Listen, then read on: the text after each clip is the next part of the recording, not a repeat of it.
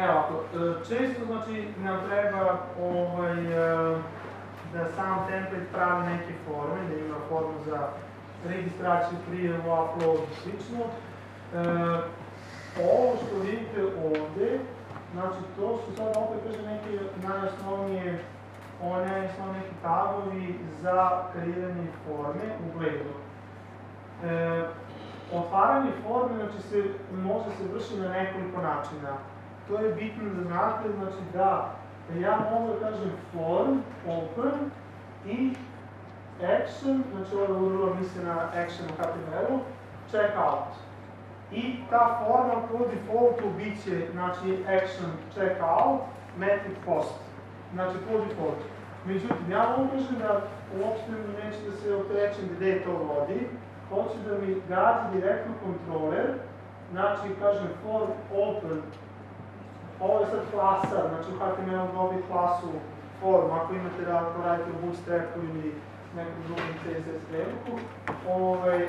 Znači form open, metod jednako post i action, ovo je action, admin controller, na primjer category controller, store. Što znači da ja uopšte ne znam gde će na kraju taj action da vodi, znači šta se ispisuje u HTML-u, niti me interesuje. Znači ja bukvalno samo kažem, ova forma mi služi da mi snimi kategoriju i ja hoću direktno da gađam controller, admin category controller i metodu store. Znači ovo je jako dobro za neke, da kažem, admin deo da pravite i tako dalje. Ja sam ovdje mogu kažem isto route, znači da pozovem ovdje, sad ne znam da je to checkout, nego je recimo ruta register i da na taj način opet gađam, da kažem, tu neku rutu. I na kraju, preko modela, to ima smisla samo ukoliko vi prethodno imate ovdje konkretno brand. Znači, ukoliko sam ja negdje u kodu imao brand, pa sam preko kontrolera prosledio taj brand na view, a u samom view imam, znači, form model, pa onda kažem koji je to model brand, method patch i route, evo ovdje konkretno imam primjer sa rutom, admin brands update i ovdje imam ID. Znači, u suštini, zavisi se od toga šta pravite, ovo su tri, da kažem, najosnovnije načina kako se počne sa formom.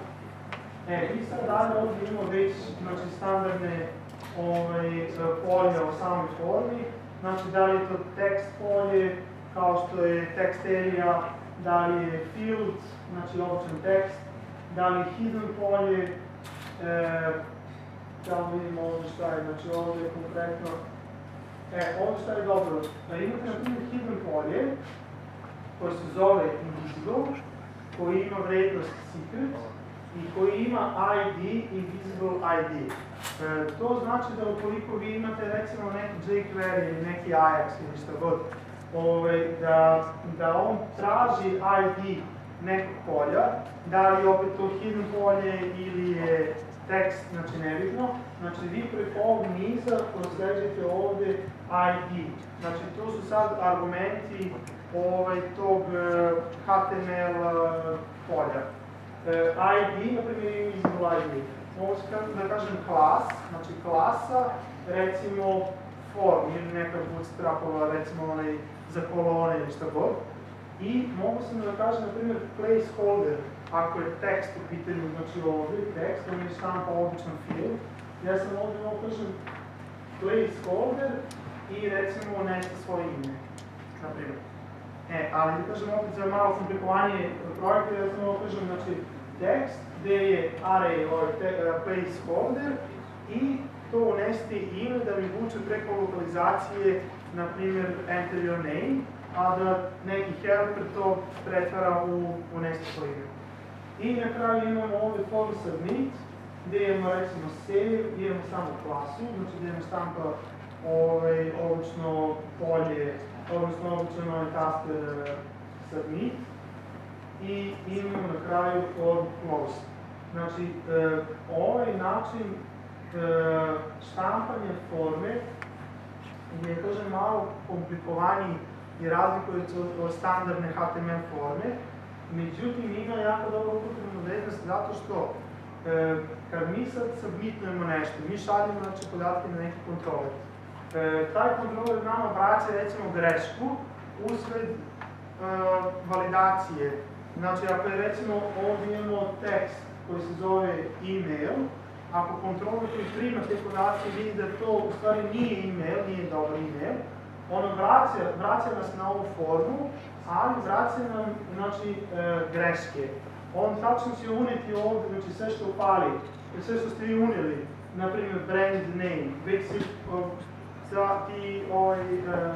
ta polja biti, znači, sa podacima koje ste vi unijeli, ali će napisati recimo da iznad te forme recimo imamo errors, kao nisi unio, ne znam, email ili email nije ispravan ili ne znam, neki broj nije integer i tako dalje. E sad, to kad imamo tu formu, znači mi šaljemo na kontroler na metodu store ili na metodu update. To smo vidjeli, znači ili upisujemo novi objekat taj ili update neki stari.